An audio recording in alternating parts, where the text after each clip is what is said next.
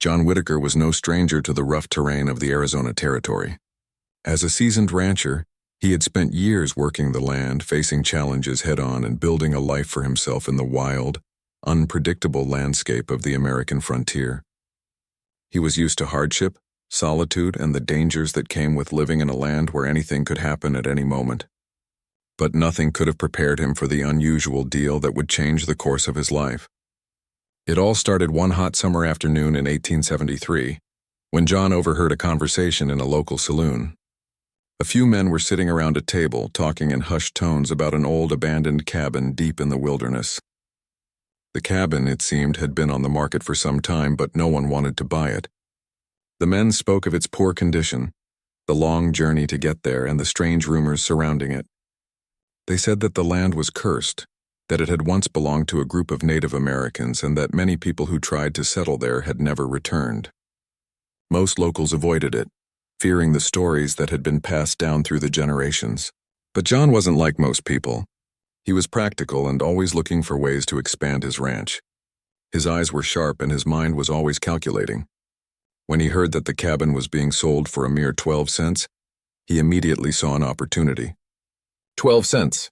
It seemed like an absurdly low price, but John didn't care about the rumors. He was more focused on the land.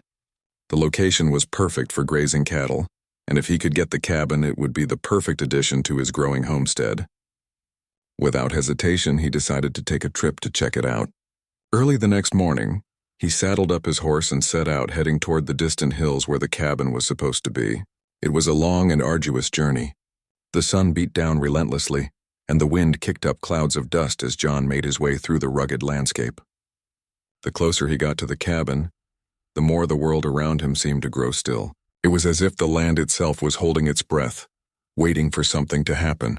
After several hours, John finally arrived at the cabin. It wasn't much to look at. The roof was sagging and the walls were weather-beaten and covered in layers of dust and grime.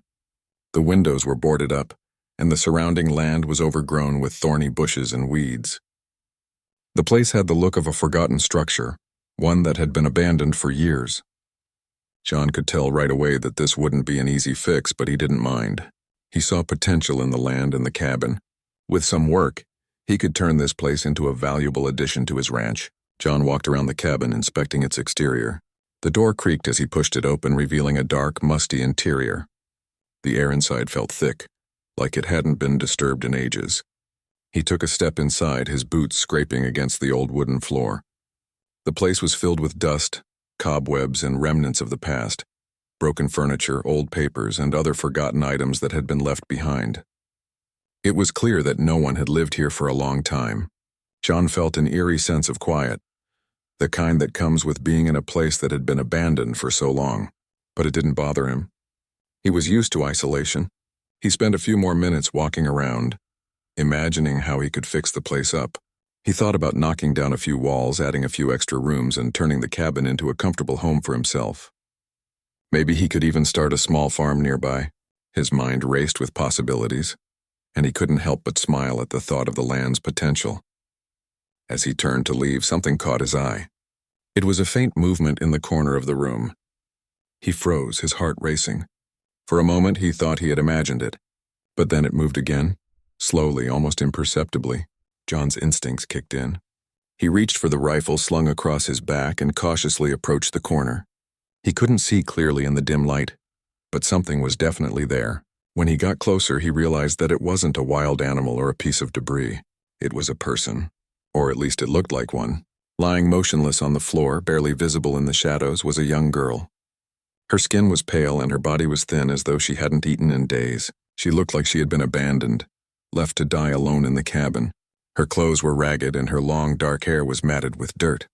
She appeared lifeless, her chest barely rising and falling with shallow breaths. John knelt beside her, his heart pounding in his chest.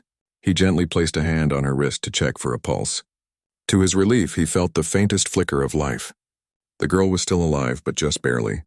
Her body was cold to the touch, and she looked as though she had been left here to die. John couldn't understand why anyone would abandon her like this, but one thing was clear. She needed help. He carefully lifted her into his arms and carried her outside, his mind racing with questions.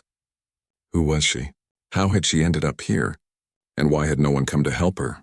As he looked around, he realized that the cabin was in a remote location, far from any nearby settlements.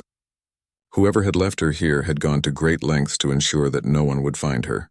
John made up his mind. He would do what he could to help her, no matter who she was or where she came from. As a man of the land, he had always believed in taking care of those who couldn't take care of themselves, and this young girl was no exception. She had survived something, perhaps something terrible, and now she was in his care. He made his way back to his ranch as quickly as he could, the girl still cradled in his arms. He had no idea what the future held, but he knew that this unexpected turn of events would shape his life in ways he couldn't yet understand. The land that he had thought was just an opportunity for growth and profit had revealed a much deeper story, one of survival, mystery, and the beginning of an unexpected journey that would change everything for John Whitaker. Little did he know that this girl, whose name he would soon learn was Akia, would lead him down a path he never expected, and that the cabin he had bought for a mere 12 cents would become the site of a life-altering encounter between two worlds, one of a rancher and one of a girl, who had survived far more than he could ever imagine. John Whitaker wasted no time getting the young girl back to his ranch. He knew the harsh realities of the frontier, how unforgiving the land could be, and how much survival depended on the kindness of strangers. Yet he had never imagined that one such act of kindness would lead him to something far greater than he had anticipated. The girl, still weak and barely conscious, was an enigma, and John couldn't stop thinking about what had brought her to that cabin in the first place. By the time John arrived back at his ranch, the sun had set, and the sky above was painted with hues of pink and orange. He moved quickly to his small, modest home where he placed the girl gently on his cot. He hurriedly grabbed a few blankets, making sure she was warm, but her cold body seemed to resist any comfort. John wasn't sure what kind of illness or injury she had endured, but it was clear that her body had been through a lot. With the girl lying on his bed, John tried to get a closer look at her. Her skin was unusually pale, almost ghostly white, and her long dark hair was tangled in knots. Dirt and blood caked her face, and she had the thin, fragile look of someone who had been starving for days. Her clothes were ragged, barely covering her, as if she had been left with nothing. He couldn't make sense of it. Who would leave such a young girl to die alone in the wilderness? As he thought about this, John's mind began to wander. He had seen his share of suffering during his time on the frontier, but he had never encountered anything like this before. He had always worked hard to build his life, to carve out a place for himself on the land. But this girl, this mysterious figure who had appeared out of nowhere, was a reminder that there were forces at work on the frontier that John could never fully understand. Still, he wasn't the kind of man to back down from a challenge, and this challenge in front of him was clear. He had to help her. The first order of business was to get her fed and hydrated. John wasn't sure how long she had gone without food, but it had to have been days. He filled a small tin cup with water and carefully raised it to her lips. Her eyelids fluttered, and for a moment John thought she might wake up. Her body shifted slightly as she took a slow sip. He smiled slightly, relieved that she was still responsive. Over the next few days, John tended to the girl with a quiet determination. He made her comfortable in his small home, ensuring she had enough warmth and rest. He made her broths from whatever he had on hand, trying to nourish her as best as he could. Slowly, her condition began to improve. She was still weak, but her color was returning and her breathing became steadier. There were times when John thought she might never wake, but he never lost hope. He was used to long waits, to the unpredictable nature of life on the frontier, and he was willing to wait for as long as it took. It was on the third morning after bringing her to his ranch that John noticed a change. As he entered the small room where she was resting, he found her awake.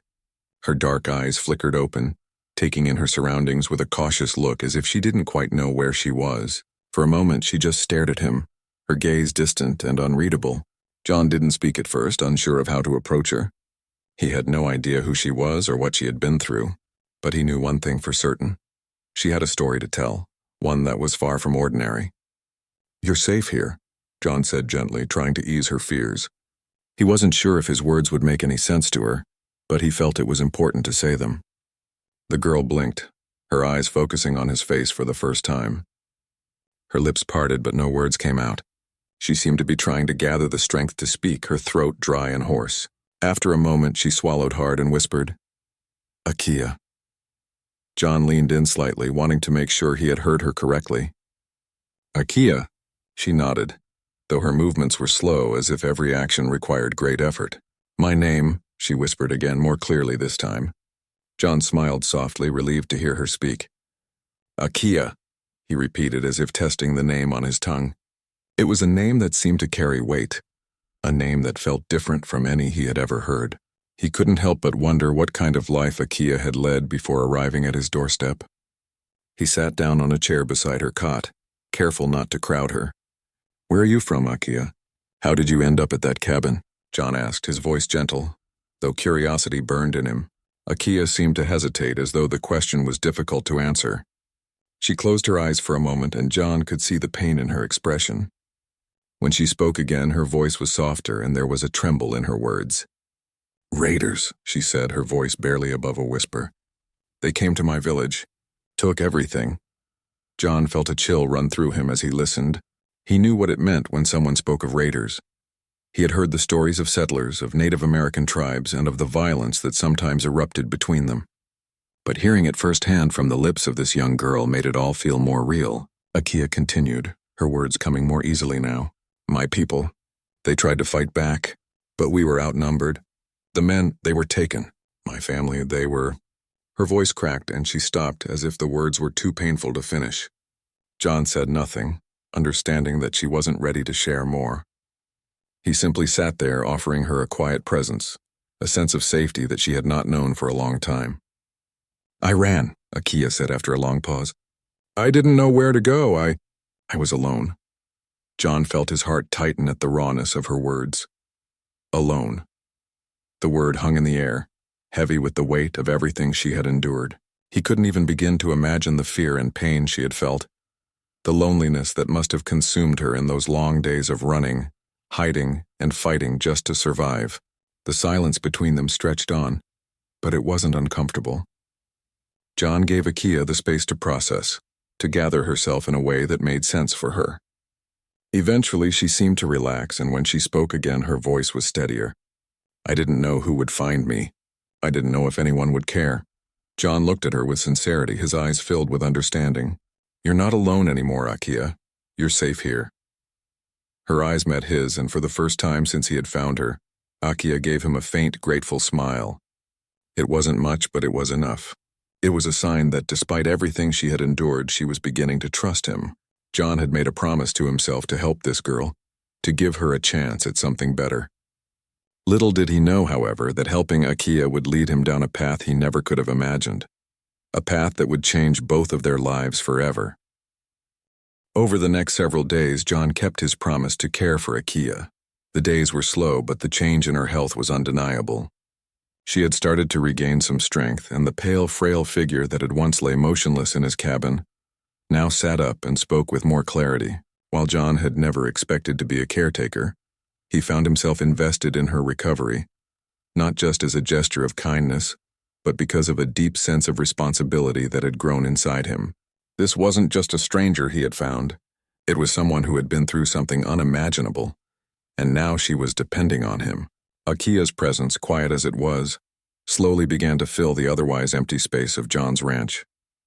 He had been a man of routine, a man who spent his days checking fences, caring for cattle, and managing the land that he had worked so hard to own. But now, the sounds of the wind against the trees, the lowing of the cattle, and the creaking of the old cabin were mixed with the soft murmur of a young girl learning to heal, physically and emotionally. She wasn't a burden to him, but rather a reminder of the complexity of the world around him, a world that was far more intricate than just the land he worked. John wasn't used to talking much. He had always been a solitary man, someone who preferred the quiet hum of nature to the chatter of others. Yet with Akia, he felt a certain obligation to bridge that gap. They couldn't remain strangers forever, and as the days passed, he became more curious about her past. Though Akia had initially been reserved, she slowly began to open up in small ways, sharing bits of her story. One afternoon, while John was repairing the fence near the cabin, Akia came outside, moving carefully but with more confidence than before.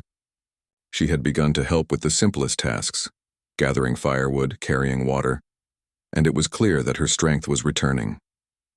She stood a few paces away from him, watching him work. She had no doubt seen her own people work on their land in much the same way. There was something about the way she watched him, something that felt like she was both trying to understand him and trying to figure out where she fit in this new world that had been thrust upon her. "Are you feeling better?"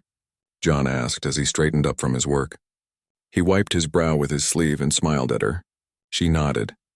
Her dark eyes focused on the ground for a moment, but then she looked up at him, hesitating as though considering whether to speak or not. "Yes," she replied softly, her voice more steady now. "I feel stronger, but I still feel lost." John could see the weight of her words. Akia was no longer just a girl recovering from her injuries. She was a person trying to find her place in a world that had been unkind to her. The sense of loss that hung over her was tangible. She had lost her family, her home, and now she was living with someone she barely knew, in a world that was foreign to her. "You're not lost here," John said gently. "You're safe. I know things have been hard, but I'm not going anywhere. You're not alone anymore." She looked up at him, searching his face for any signs of doubt. There were none. Akia seemed to believe him, but there was a part of her that still clung to the past. That was something John understood all too well. In his own way, he had faced his own set of challenges, struggles that had shaped who he was, a quiet, hard-working man who knew the value of hard work, but also knew the toll that living on the frontier could take on a person's spirit. "What happened to you, Akia?" John asked, his voice quiet but filled with genuine curiosity. "What happened to your people?" Akia's eyes clouded over, and for a moment John feared he had pushed her too far. But then she spoke, her voice low and slow, as though the words carried a weight that she had to force out. "We were attacked," she said, her gaze distant. "Our village was peaceful. We didn't want trouble. But the soldiers, the settlers, they came and they didn't care. They took our land. My family tried to fight. My father, my brothers, they tried to protect us. But they were overpowered. I ran." John felt a deep sadness in his chest as he listened to her story. It wasn't unlike many others he had heard on the frontier. Stories of land being taken, families broken apart, and lives destroyed by forces beyond the control of those who had lived here long before him. He understood now. Akia had witnessed the very worst of what the frontier could do. She had lost everything, and in that moment she had to leave it all behind. Akia's face grew even more somber as she continued. "I didn't want to run, but I had to. I thought I would be safe, but the wilderness. It was no safer. It was a different kind of danger." John nodded. He understood that kind of danger. The danger that came with being alone in the wilderness with nothing but the land and your wits to survive. He had been there, though in a different way. Akia's pain, however, was a pain he could not fully grasp. He could see how it haunted her, how it had affected her. But there was a strength in her eyes, a strength that reminded him of the land itself, raw, unyielding, and determined to survive no matter what. "Do you ever want to go back?" John asked carefully, trying not to push too hard. Akia shook her head, her eyes filled with a quiet resolve. "I can't go back. My people, they're gone. The soldiers, they left nothing behind. I can't go back to a place that's lost." There was a long silence between them. John felt a mixture of sympathy and awe for this young girl. He had no idea what it felt like to lose everything, to have your entire world stripped away in an instant. But Akia had faced that reality, and somehow she had survived it. "You're a survivor," John said softly, "and you've got a place here with me. I don't know what the future holds, but you don't have to face it alone." Akia met his gaze, and for the first time John saw a flicker of hope in her eyes. It was faint, but it was there. It was the first sign that she was beginning to believe that maybe, just maybe, there could be a future for her. One that wasn't defined by loss, but by something new. As the days passed, their bond deepened. John and Akia didn't speak often, but there was an understanding between them that went beyond words. John kept working on the ranch, repairing the cabin and tending to the land, while Akia slowly took on more and more tasks. She learned how to help with the cattle, how to gather firewood, and how to survive in this new world she found herself in. But even as she grew stronger, Akia's past remained with her, haunting her in quiet moments when she would retreat into herself. John knew that she needed more than just physical healing. She needed time to grieve, time to process, and time to decide what kind of life she wanted to build. John wasn't sure what that future looked like, but he was determined to be there, to help her as best he could. She had come to him in the most unexpected of ways, and now he couldn't imagine his life without her. In the silence of the ranch, amidst the hard work and quiet days, they both began to heal, each in their own way. Their journey, it seemed, was only just beginning. As the weeks turned into months, John and Akia began to settle into a routine. It wasn't an easy life, but it was theirs, and it was slowly becoming something more than just survival. Every day brought a new challenge, but with each challenge, Akia grew stronger and more confident. The girl who had once been fragile and fearful was now a young woman learning to take her place in the world once more. John had always been a man of few words, but there was something about Akia that made him feel as if words mattered more than ever before. She wasn't just a guest in his home anymore. She had become a part of his life in a way that he never could have expected. Their shared silence had slowly turned into a kind of quiet companionship.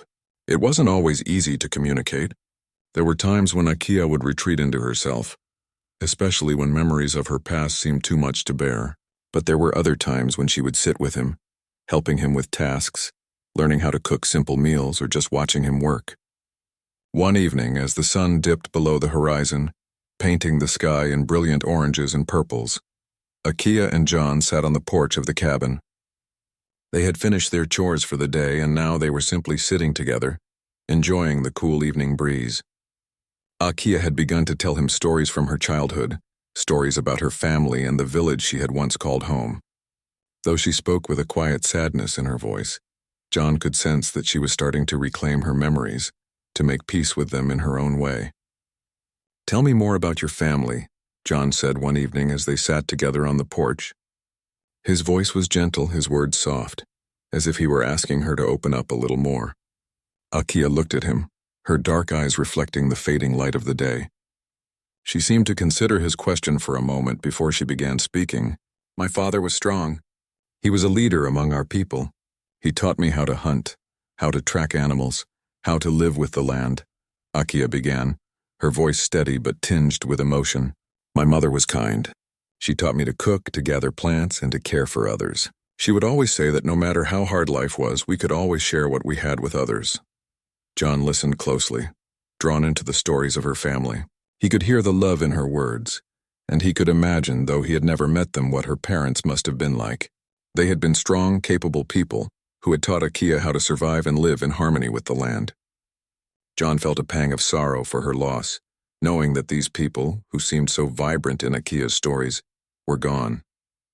"What happened to them?" John asked quietly, almost afraid to hear the answer, but feeling he needed to understand. Akia's eyes darkened, and for a moment John thought she might retreat into herself again, but she didn't. Instead, she took a deep breath and spoke with a quiet strength. "They were taken by the soldiers," she said, her voice flat. "They were taken to a camp, and I never saw them again. I don't know what happened to them. I don't think I'll ever know." John could hear the pain in her voice, but there was also something else, a kind of resolve, as though Akia had made peace with the fact that she might never know the full story.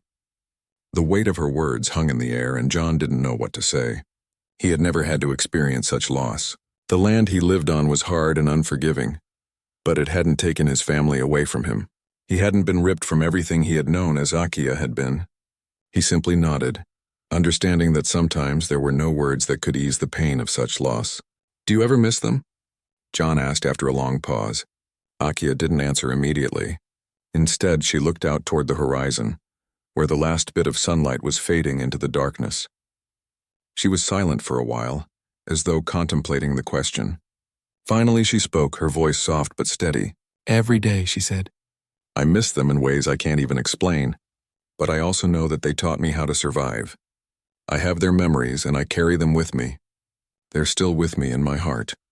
John sat beside her, his own heart heavy with the weight of her words. He didn't know how to respond, but he didn't need to. Sometimes silence said more than any words could. As the days passed, Akia continued to find ways to heal.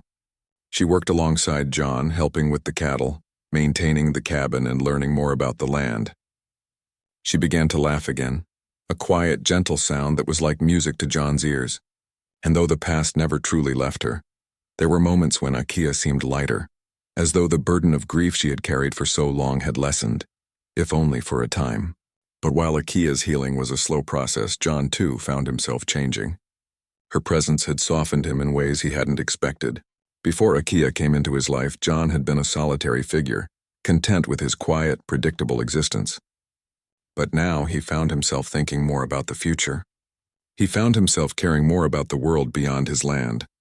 It wasn't just the ranch anymore that mattered. There was Akia too. There was a sense of shared responsibility, a sense of partnership that had crept into his life. One day, John took Akia aside and asked her if she would be willing to help him with something more than just the day-to-day tasks of ranch life. He had been thinking about it for a while.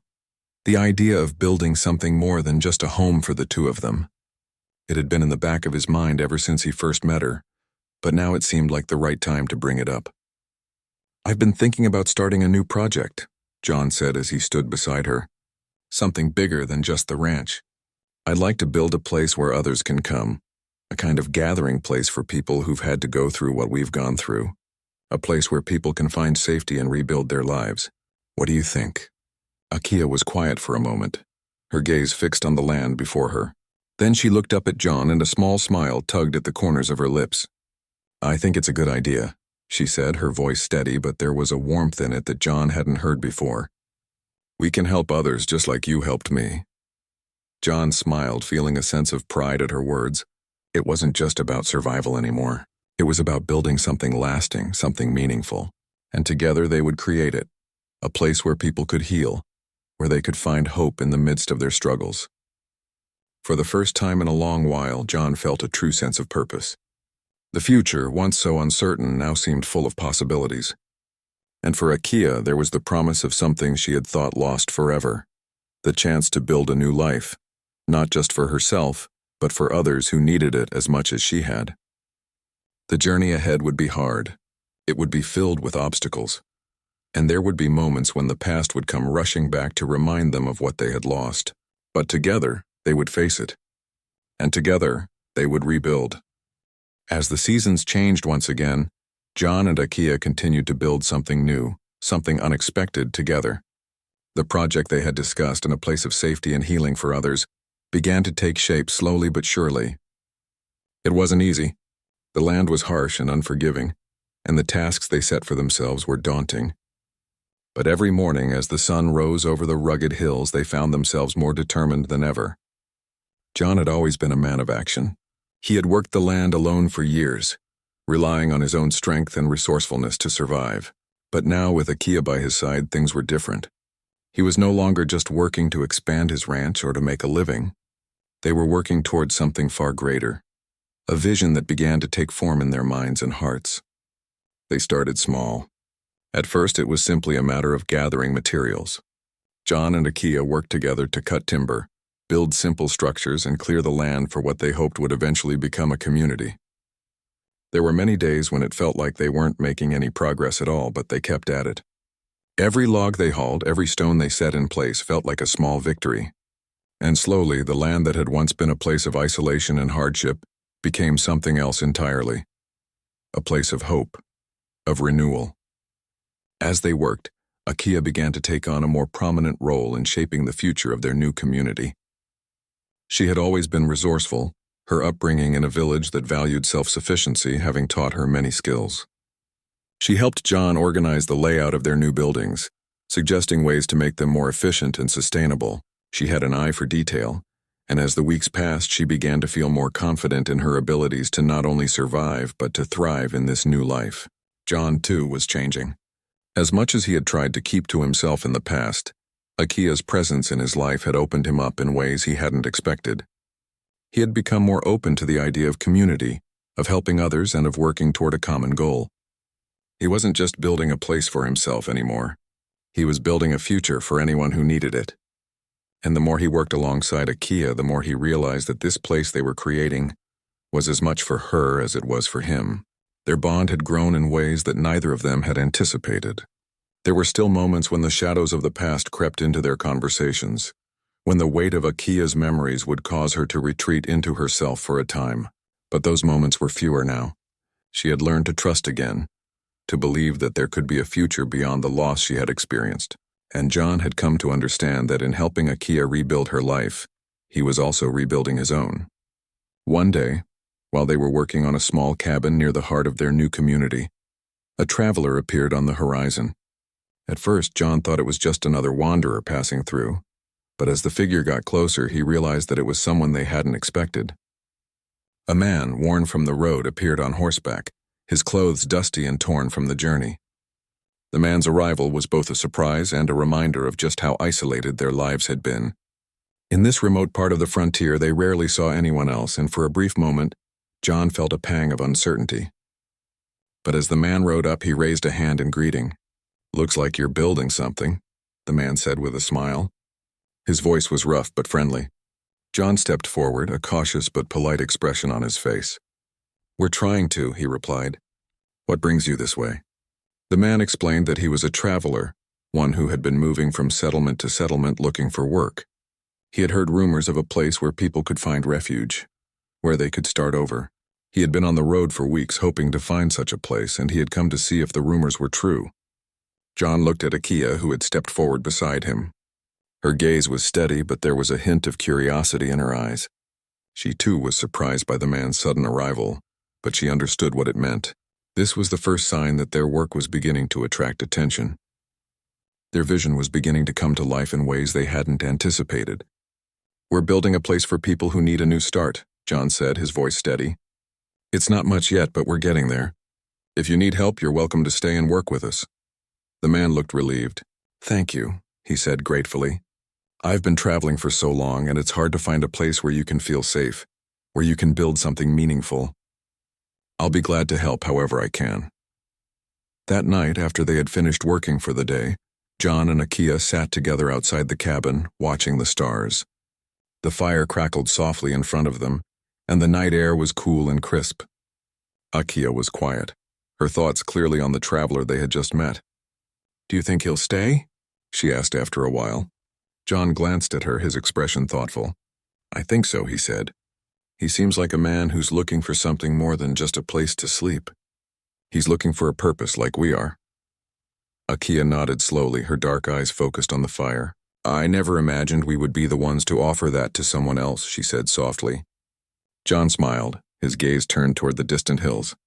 "Neither did I. But that's the thing about this place, and it's not just about surviving anymore. It's about building something that can last, something that can help others too. I think that's what we're really doing here." The sound of a horse's hooves broke the silence, and they both looked up to see another figure approaching, a woman this time, traveling alone. She too was looking for a place to settle, for work, and for a chance to start anew. John and Akia exchanged glances, both surprised and pleased. It seemed their small project, which had once seemed so uncertain, was beginning to take on a life of its own. As more people arrived, bringing with them their own stories of hardship and survival, John and Akia's vision began to take shape in ways they hadn't imagined. What had started as a simple idea, a place to heal, to find safety, was slowly becoming a community, a place where people could rebuild not just their homes, but their lives. In the months that followed, cabins were built, fields were planted, and the once empty land began to thrive. It was hard work, but it was worth it. The community grew stronger with each passing day, and the bonds between its people deepened. John and Akia's shared vision was now a reality, and though the future was still uncertain, it felt as if anything was possible. Looking back on all they had accomplished, John realized how much he had changed. He had once been a solitary man, a rancher focused only on the land and his own survival, but now he understood the value of community, of working together towards something bigger than himself. And Akia, too, had found a sense of belonging that had eluded her for so long. She had not only survived, but she had helped create a place where others could do the same. Together, they had built something more than just a home. They had built a future, one that was founded on the strength of the land, the power of healing, and the belief that no one should ever have to face the hardships of life alone.